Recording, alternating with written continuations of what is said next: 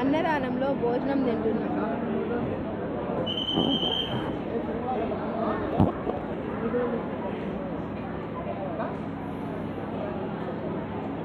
శనగల fry.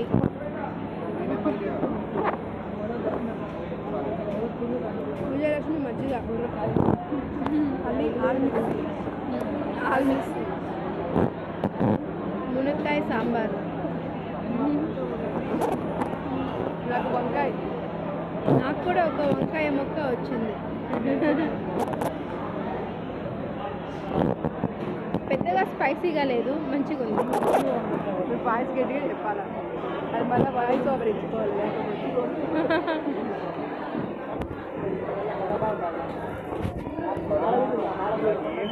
లేకపోతే